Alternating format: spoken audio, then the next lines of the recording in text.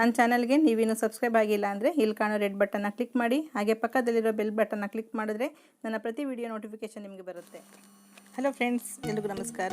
ನಾನಿವತ್ತು Sunday ಸ್ಪೆಷಲಾಗಿ chicken gravy ಮತ್ತು capsicum gravy ಜೊತೆಗೆ ಸಾಫ್ಟ್ ದೋಸೆ ಮಾಡ್ಕೊಳ್ತಿದ್ದೀನಿ. ಇದು ಇನ್ಸ್ಟೆಂಟ್ ದೋಸೆ. ಬೆಳಗ್ಗೆ ಎದ್ದ ತಕ್ಷಣ ಟಿಫನ್ ಮಾಡೋದು ಏನು ಅಂತ ಟೆನ್ಷನ್ ಆಗಿದ್ರೆ ಇಮಿಡಿಯೇಟ್ ಒಂದು ಸ್ವಲ್ಪ ಅಕ್ಕಿ ನೆನೆಸಿಟ್ಕೊಂಡ್ರೆ ಒಂದು 2 ಗಂಟೆ ಬಿಟ್ಕೊಂಡು ನಾವು ದೋಸೆ ಮಾಡ್ಕೊಳ್ಬೋದು. ಇದಕ್ಕೆ ಬೇಳೆ ಹಾಕೋ ಅವಶ್ಯಕತೆ ಇಲ್ಲ, ಹಾಗೆ ಹುಳಿ ಬರಿಸೋ ಅವಶ್ಯಕತೆ ಕೂಡ ಇಲ್ಲ. ಒಂದು 2 ರಿಂದ 3 ಇಂಗ್ರೀಡಿಯೆಂಟ್ಸ್ ಇದ್ದರೆ ಸಾಕು, ಸಾಫ್ಟಾಗಿ ದೋಸೆ ಮಾಡ್ಕೊಳ್ಬೋದು. ನಾನಿಲ್ಲಿ ಕ್ಯಾಪ್ಸಿಕಮ್ ಗ್ರೇವಿ ಮತ್ತು ಚಿಕನ್ ಗ್ರೇವಿ ಎರಡೂ ಮಾಡ್ಕೊಂಡಿದ್ದೀನಿ. ನಿಮ್ಗೆ ಯಾವ್ದು ಅನುಕೂಲನ ಅದನ್ನು ಮಾಡ್ಕೊಳ್ಬೋದು. ಚಟ್ನಿ ಕೂಡ ಮಾಡ್ಕೊಳ್ಬೋದು. ಈಗ ದೋಸೆ ಮಾಡೋದಕ್ಕೆ ಏನೇನು ಬೇಕು ನೋಡ್ಕೊಳ್ಳೋಣ. ದೋಸೆ ರೈಸ್ ಇದು 3 ಕಪ್ ಅಷ್ಟು ತೊಗೊಂಡು 1-2 ಸಲ ತೊಳೆದ್ಬಿಟ್ಟು ನೆನೆಸಿಟ್ಕೊಳ್ಳಿ. ಒಂದು 2 ಗಂಟೆಯಿಂದ 3 ಗಂಟೆ ನೆನೆದ್ರೆ ಸಾಕು, ಅಥವಾ ಓವರ್ ನೈಟ್ ಕೂಡ ನೆನೆಸ್ಕೊಳ್ಬೋದು. ಇವು ಬೆಳಗ್ಗೆ ಅರ್ಲಿ ಮಾರ್ನಿಂಗ್ ಮಾಡ್ಕೊತೀವಿ ಅನ್ನೋದಾದರೆ ಪೇಪರ್ ಅವಲಕ್ಕಿ ಇದು ತೊಳೆದಾಗ 1 ಕಪ್ ಮೆಜರ್ಮೆಂಟೇ ಬರುತ್ತೆ. ನಾನು ಇಡೀ ಲೆಕ್ಕದಲ್ಲಿ 1 ಇಡೀ ಹಾಕ್ಕೊಂಡಿದ್ದೀನಿ. ಅದನ್ನು ಕೂಡ ವಾಶ್ ಮಾಡಿ ಇಮಿಡಿಯೇಟ್ ರುಬ್ಬೇಕಾದಾಗ ಹಾಕ್ಕೊಂಡ್ರೆ ಸಾಕು. ಪೇಪರ್ ಅವಲಕ್ಕಿ ಆಗಿರೋದ್ರಿಂದ 2 ನಿಮಿಷಕ್ಕೆ ಸಾಫ್ಟ್ ಆಗುತ್ತೆ. ಹಾಗೆ ತೆಂಗಿನಕಾಯಿ ತುರಿ 1 ಕಪ್ ಬೇಕಾದ್ರೆ ಹಾಕ್ಬೋದು, 3/4 ಕಪ್ ಹಾಕ್ಬೋದು, ನಿಮ್ಮ ಇಷ್ಟ ಎಷ್ಟು ಬೇಕೋ ನೋಡಿ ಹಾಕ್ಕೊಳ್ಳಿ. ನಾನು ತೆಂಗಿನಕಾಯಿ ಪೀಸ್ಗಳು ತೊಗೊಂಡಿರೋದ್ರಿಂದ ಇದನ್ನು ಸಪ್ರೇಟಾಗಿ ಪುಡಿ ಮಾಡ್ಕೊಂಡು ಮಿಕ್ಸ್ ಮಾಡ್ಕೊಳ್ತೀನಿ. ರುಚಿಗೆ ತಕ್ಕಷ್ಟು ಉಪ್ಪು, ಸ್ವಲ್ಪ ಎಣ್ಣೆ, ತುಪ್ಪ ಹಾಕಿ ಸ್ವಲ್ಪ ನೀರು ತೊಗೊಂಡಿದ್ದೀನಿ. ಪೇಪರ್ ಅವಲಕ್ಕಿನ ಈಗ ಅಕ್ಕಿ ನೆಂದಿದೆ. ರುಬ್ಬೇಕಾದಾಗ ಪೇಪರ್ ಅವಲಕ್ಕಿನ ಸ್ವಲ್ಪ ನೀರಿಗೆ ಹಾಕಿ ಸ್ವಲ್ಪ ಒಂದು ಟೂತ್ ಪೇಸ್ಟ್ನಲ್ಲಿ ಸೋರಿಸಿಟ್ಕೊಳ್ಳೋಣ. ಪೇಪರ್ ಅವಲಕ್ಕಿನಲ್ಲಿ ಕೂಡ ಗಲೀಜಿರುತ್ತೆ. ಇದನ್ನು ಹಾಗೆ ನೀರಲ್ಲಿ ಕೂಡ ಬಿಡೋಕ್ಕಾಗಲ್ಲ, ಹಾಗೆ ಕೈನಲ್ಲಿ ಕೂಡ ತೊಗೊಳೋದಕ್ಕಾಗಲ್ಲ. ತುಂಬ ಬೇಗ ಸಾಫ್ಟ್ ಆಗುತ್ತೆ. ಹಾಗಾಗಿ ಇಮಿಡಿಯೇಟ್ ಒಂದು ಅರ್ಧ ನಿಮಿಷ ಅಷ್ಟೇ ಹಿಂಗೆ ತೊಳ್ಕೊಂಡು ಒಂದು ಟೂತ್ ಪೇಸ್ಟ್ನಲ್ಲಿ ಸೋರಿಸ್ಕೊಂಡು ಇದನ್ನು ಇಮಿಡಿಯೇಟ್ ಅಕ್ಕಿ ಮಿಕ್ಸ್ ಮಾಡಿಬಿಡಿ. ಹೀಗೆ 1-2 ನಿಮಿಷ ಹೊರಗಡೆ ಇಟ್ಟರೆ ಮುದ್ದೆ ಥರ ಆಗಿಬಿಡುತ್ತೆ, ಸ್ವಲ್ಪ ಗಂಟು ಥರ ಆಗಿಬಿಡುತ್ತೆ ತುಂಬ ಸಾಫ್ಟಾಗಿ. ಹಾಗಾಗಿ ನೆನೆಸಿರೋಂಥ ಅಕ್ಕಿಗೆ ಅವಲಕ್ಕಿ ನೆನೆಸಿರೋದನ್ನು ಮಿಕ್ಸ್ ಮಾಡ್ಕೊಳ್ಳೋಣ. ತೆಂಗಿನಕಾಯಿ ತುರಿ ಇದ್ದರೆ ಅದನ್ನು ಕೂಡ ಮಿಕ್ಸ್ ಮಾಡ್ಕೊಳ್ಬೋದು. ನಾನು ತೆಂಗಿನಕಾಯಿ ಸ್ವಲ್ಪ ಪೀಸ್ಗಳಿರೋದ್ರಿಂದ ಮಿಕ್ಸಿಲಿ ಮೊದಲು ಪುಡಿ ಮಾಡಿಕೊಂಡು ಆಮೇಲೆ ಹಾಕ್ಕೊಳ್ತೀನಿ.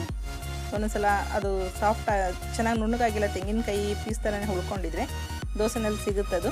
ಹಾಗಾಗಿ ಸ್ವಲ್ಪ ತರಿನ ಮಾಡಿಕೊಂಡು ಆಮೇಲೆ ಅಕ್ಕಿ ಜೊತೆ ರುಬ್ಕೊಳ್ತೀನಿ. ಅಕ್ಕಿ, ಅವಲಕ್ಕಿ, ತೆಂಗಿನಕಾಯಿ ತುರಿ ಇಷ್ಟನ್ನು ಹಾಕ್ಕೊಂಡು ಸ್ವಲ್ಪ ನೀರು ಹಾಕಿ ನುಣ್ಣಗೆ ಪೇಸ್ಟ್ ಮಾಡ್ಕೊಳ್ಳಿ. ರುಬ್ಬಾದ್ಮೇಲೆ ನಿಮ್ಗೆ ಎಷ್ಟು ಬೇಕೋ ಅಷ್ಟು ರುಚಿಗೆ ತಕ್ಕಷ್ಟು ಉಪ್ಪು ಹಾಕೋಬೇಕಾಗುತ್ತೆ. ಇಲ್ಲಿ ನೀರು ದೋಸೆ ಎಷ್ಟು ತೆಳ್ಳಗೆ ಸಂಪಳ ಮಾಡ್ಕೊಂಡಿಲ್ಲ ನಾನು. ಸ್ವಲ್ಪ ಉದ್ದಿನ ದೋಸೆ ಹಿಟ್ಟನ್ನು ಅದಕ್ಕೇ ಸಂಪಳನ ಗಟ್ಟಿ ಮಾಡ್ಕೊಂಡಿದ್ದೀನಿ.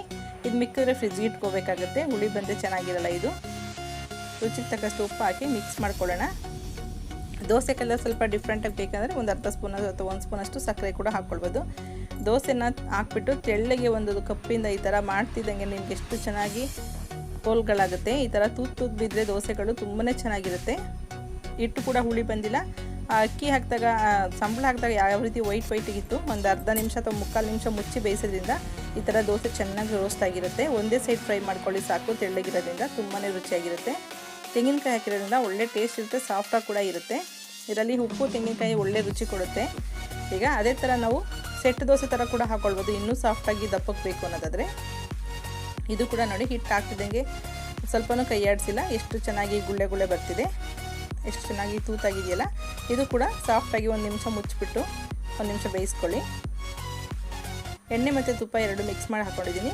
ಇದು ಕಲರ್ ಕೂಡ ಚೇಂಜ್ ಆಗುತ್ತೆ, ಚೆನ್ನಾಗಿರುತ್ತೆ ನೋಡಿ. ನೀರು ದೋಸೆ ಥರನೂ ಆಗುತ್ತೆ, ಇದು ನಾರ್ಮಲ್ ದೋಸೆ ಥರನೂ ಆಗಿದೆ.